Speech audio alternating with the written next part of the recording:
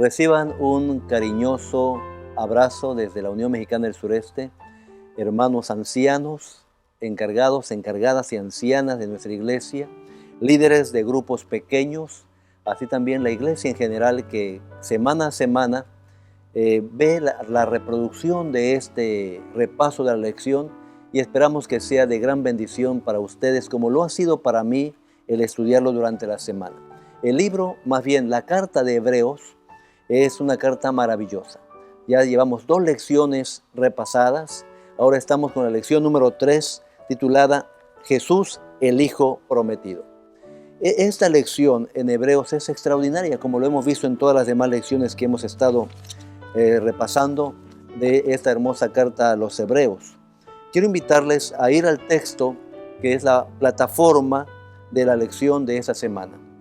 Hebreos capítulo 1, versículos 2 y 3, dice la palabra de Dios así: en estos últimos días nos ha hablado por el Hijo, a quien constituyó heredero de todo y por quien asimismo hizo el universo. Él, que es el resplandor de su gloria, la imagen misma de su sustancia, y quien sustenta todas las cosas con la palabra de su poder, habiendo efectuado la purificación de nuestros pecados por medio de sí mismo, se sentó a la diestra de la majestad en las alturas. ¿Qué hermoso texto? Nos gozamos al estudiar este texto, nos alegramos, porque encontramos varias declaraciones aquí. De hecho, estos primeros versículos de Hebreos es una declaración del apóstol Pablo muy profundo y muy completo, porque abarca prácticamente todo el ministerio de nuestro Señor Jesucristo. Ahora, como introducción quiero resaltar solamente lo siguiente. Cuando Adán y Eva oyeron por primera vez la promesa de que nacería un hijo, ese hijo prometido nacería, Adán y Eva, al oír esta promesa, esperaban que se cumpliese rápidamente y con gozo dieron la bienvenida a su primogénito, esperando que con él se cumpliera la promesa que el Señor les había dado de darles libertad, de libertador. Ahora, eso hace muchísimos años atrás, aunque no sabemos con exactitud cuántos años, hace muchísimos años atrás, y desde entonces hay una promesa que habría de cumplirse y que se cumplió con la venida de nuestro Señor Jesucristo. Por eso el apóstol Pablo en Hebreos, basado en los versículos que ya mencionamos hace un momento, de Hebreos capítulo 1, versículo 2, nos dice: en estos postreros días. ¿Qué ocurre en esos postreros días? ¿Qué es lo que el Señor nos dice a nosotros a través del apóstol Pablo con esta expresión, con esta declaración en esos postreros días? De acuerdo a la lección que estudiamos durante la semana, justamente en la sección del domingo, el término o la expresión más bien en esos postreros días puede entenderse o puede confundirse con otra expresión que es el tiempo del fin, que es otra expresión que tenemos. Así que postreros días, según vemos aquí en pantalla, nos dice postreros días, se refiere para hablar acerca o sobre el futuro general, de algo que ocurriría en un futuro general. Así que cualquier momento que los profetas nos hablan de postreros días, están refiriéndose al futuro general, sin especificar un momento específico. Y en cuestión de la expresión tiempo del fin, es una expresión usada por Daniel particularmente para referirse a los últimos días de la historia de la humanidad. Aquí sí, es al final totalmente de los tiempos, tiene que ver con la historia de la humanidad cuando ésta termina. Así que el concepto del apóstol Pablo que presenta aquí en esos postreros días, ¿qué es lo que estaría ocurriendo? Dice, en esos postreros días nos habla acerca o nos habla por medio del Hijo. Y entonces nos lleva a la segunda parte, que sería el lunes, que complementa el término, Dios nos habla por su Hijo en esos postreros días. Ahora, Balaam, volviendo un poquito atrás, Balaam como profeta dice, se levantará el cetro, un cetro en Israel. ¿A qué se refiere Balaam? Se está refiriendo que en los postreros días se levantará un cetro, en Números 24, 17. Isaías dice, al final de los días, haciendo referencia de igual manera a los postreros días, en Sión saldrá un rey. Y esto entonces, según el apóstol Pablo, el Señor Jesucristo, a través de él se cumplen estas promesas presentadas por Balaam, presentadas por Isaías y por otros profetas plenamente. Él ha vencido a Satanás y trajo a las naciones a sí mismo, atrajo a las naciones a sí misma. Ahora, Dios nos habla o nos ha hablado por el Hijo o nos está hablando por el Hijo. Volviendo al versículo, en estos últimos días nos ha hablado por el Hijo, como diciendo que justamente en el tiempo del apóstol Pablo, que para el apóstol Pablo esos tiempos eran los postreros días debido a las profecías de los profetas, valga decirlo así, Dios les estaría hablando por el Hijo, por medio de Jesucristo. Es decir, que en la antigüedad nos estuvo hablando el Señor a través de otros profetas, pero el Señor nos habló a través del Hijo en los postreros días, porque la revelación hecha por Jesús, esta revelación especial es superior, pues es Dios, pues es el Hijo de Dios, y Jesús se puede entender en la magnitud, o a través de Jesús se puede entender la magnitud del Antiguo Testamento. Ahora, pasamos rápidamente a la sección del martes, que es el resplandor de la gloria de Dios. Estos versículos que leímos, 2 y 3, hay varias declaraciones importantes, pero la lección de esa semana se centró en la declaración de es el resplandor de la gloria de Dios, y también nos, a ver, otra más, es el resplandor de la gloria de Dios, y la imagen misma de su substancia, que son dos declaraciones importantes que se centra aquí en la lección de la parte del martes. Ahora, ¿qué es lo que encontramos allí? Según estudiamos Hebreos capítulo 1, 2 al 4 y también Éxodo 24, 16 al 17, encontramos que la gloria de Dios es fuego, fuego consumidor, es un fuego abrasador. Nos presenta ahí Éxodo 24, 16.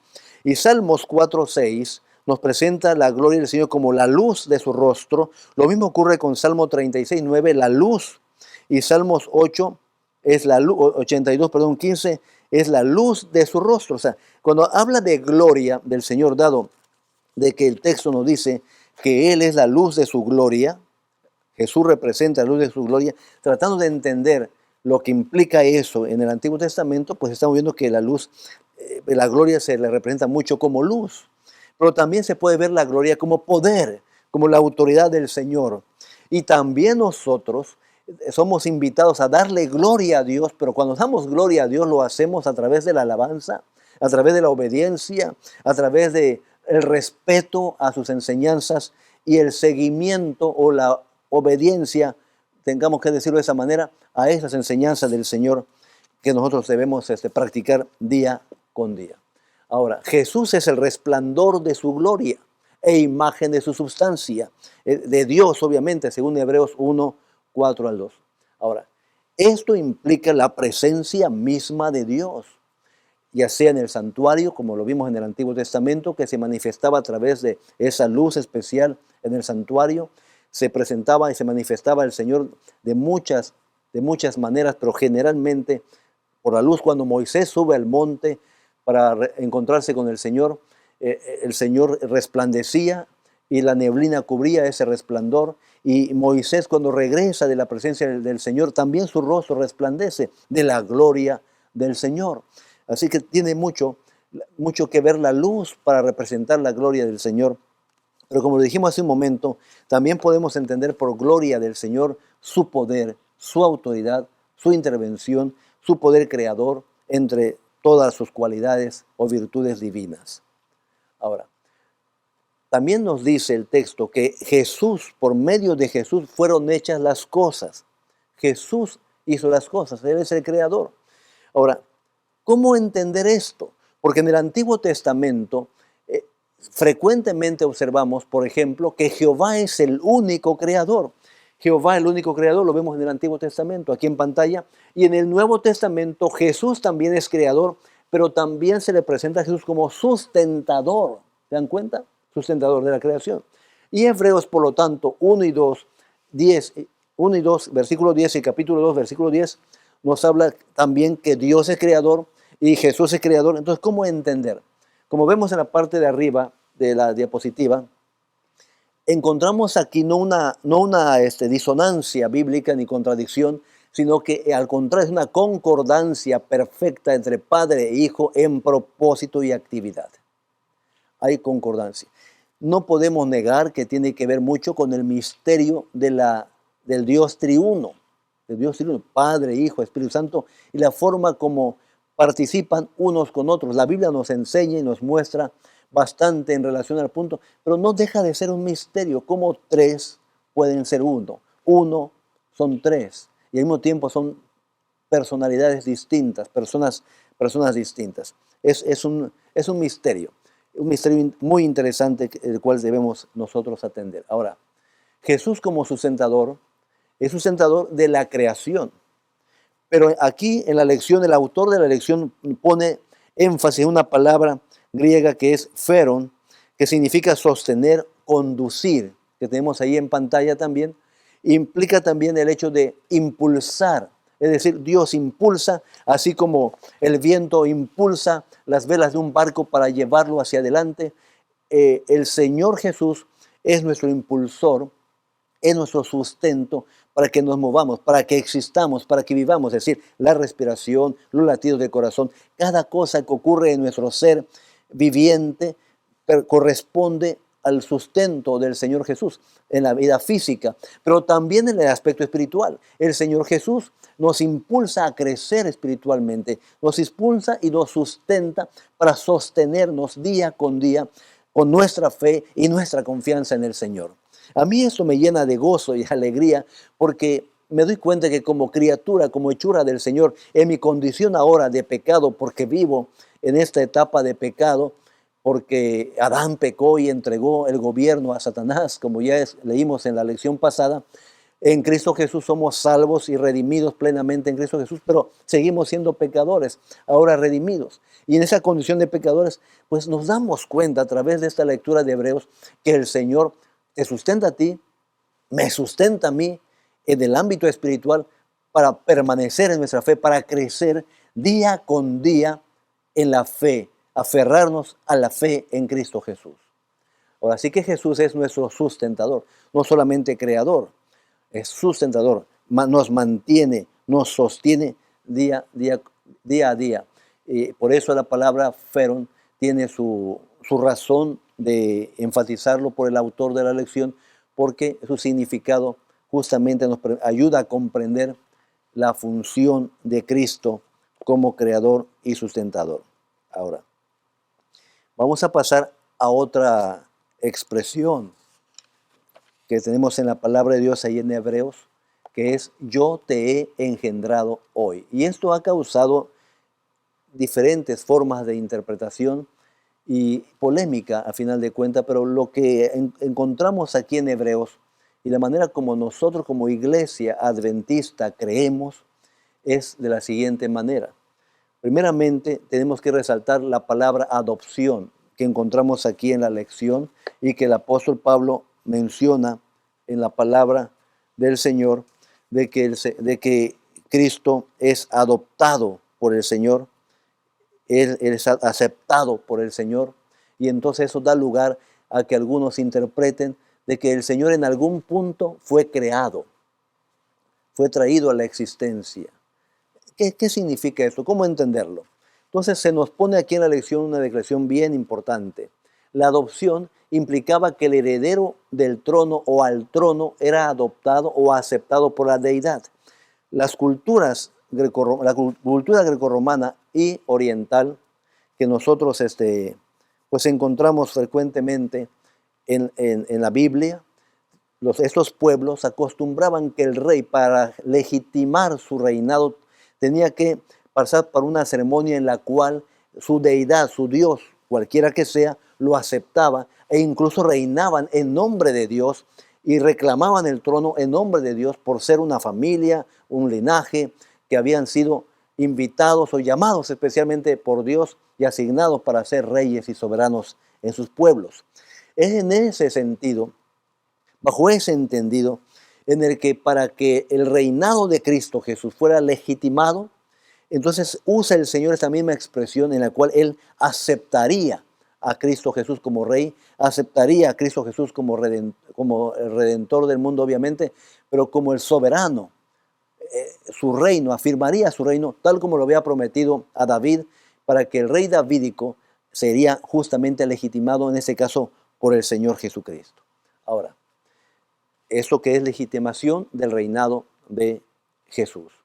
Momentos en donde se expresa o se da esta expresión de aceptación a Jesús. Recuerden que vimos aquí en el repaso de la lección, en el estudio de la lección de la semana, por ejemplo, el bautismo de Jesús. Cuando Jesús es bautizado y sale del agua y una paloma desciende en Jesús, se escucharon las palabras: este es mi Hijo amado, en quien tengo complacencia. Pero también encontramos en la transfiguración, cuando Él entra en un momento de diálogo y de fortalecimiento para el cumplimiento de su misión con Moisés, con Elías, y entonces allí ocurre la transfiguración, y también tras la plática y conversación que tiene, se escucha la voz: este es mi Hijo amado. Así que son expresiones en donde Dios está legitimando, está diciendo: este es mi Hijo amado, este es al que yo he elegido, o es el Mesías, es el ungido del Señor para cumplir las promesas del Antiguo Testamento. Pero el momento cumbre, y eso me llamó mucho la atención, y yo creo que ustedes también, el momento cumbre en el que el Señor es legitimado para llegar a ser hijo de Dios con poder, según Romanos 1:4, es cuando Jesús resucita tras cumplir el sacrificio expiatorio en la cruz de Calvario, y es sepultado el Señor, y Él resucita de la muerte y asciende a la diestra del Padre en su trono. Es allí el momento cumbre, el momento más extraordinario, más elevado, en la que el Señor es legitimado plenamente en este concepto de la adopción, de aceptarlo. Pero no tiene que ver con su inicio en la existencia, sino legitimado en el inicio de su reinado, en su reinado con las naciones, porque el Señor pondría a los pies de Cristo, a los pies de este rey davídico, todos los reinos de la tierra que serían atraídos a Él. En otras palabras, aquí se aplica en la entronización. Cuando Jesús es entronizado, es colocado en su trono, de acuerdo al libro de Hebreos.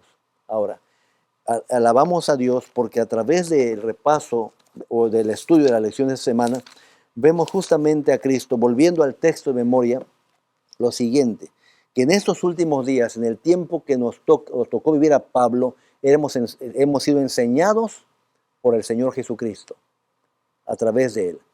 Y desde esos últimos días del apóstol Pablo también podemos entender que comenzaron los últimos días, o los días finales, ¿verdad?, para el fin de la historia de la humanidad. Pero es a través de Jesús en la cual nosotros encontraremos conocimiento y fortaleza para afrontar las diferentes dificultades de la vida, sobre todo en espera del segundo advenimiento del Señor. También aprendimos que el Señor Jesús es el resplandor de la gloria del Señor. Es decir, la presencia de Jesús es la presencia de Dios en nuestras vidas. Conocer a Jesús es conocer a Dios, conocer al Padre, porque son una misma cosa en propósito y en actividad. Y aprendimos también aquí que es la imagen misma de su sustancia. Esto a diferencia de nosotros, porque nosotros fuimos creados a imagen de Dios. A imagen de Dios fuimos creados. Varón y hembra fuimos creados, dice el texto. Pero no somos iguales a Dios en naturaleza. Dios es divino, nosotros somos humanos. Pero Cristo es divino. Y eso es fascinante, porque es 100% divino en ese sentido, 100% humano también. Y también es otro misterio que nos deja la palabra de Dios para estudiar. Pero nos gozamos grandemente en el Señor Jesús, porque a través del Señor Jesús, podríamos decir que es a través de Dios que se cumplen las promesas, y el Señor hizo provisión a través de Él mismo como Dios para que una raza como la nuestra, que cayó en pecado, que se equivocó y muere por su pecado, a través de Dios mismo somos rescatados, somos levantados, y Cristo es nuestro Salvador. Cristo es el sacrificio que paga nuestra deuda, y Cristo es nuestro sumo sacerdote que ministra e intercede por nosotros en el santuario celestial. Hermanos y hermanas, Dios pueda bendecirnos grandemente este fin de semana y nos ayude el Señor a encontrar nuevo entusiasmo para estudiar la lección siguiente, número 4, que sin duda también traerá mucho conocimiento y nos dará mucha esperanza y consuelo a cada uno de nosotros en nuestra fe. Dios les guarde. Nos vemos aquí con la ayuda del Señor la próxima semana con un repaso más y en ese momento será de la lección número 4. Dios les bendiga.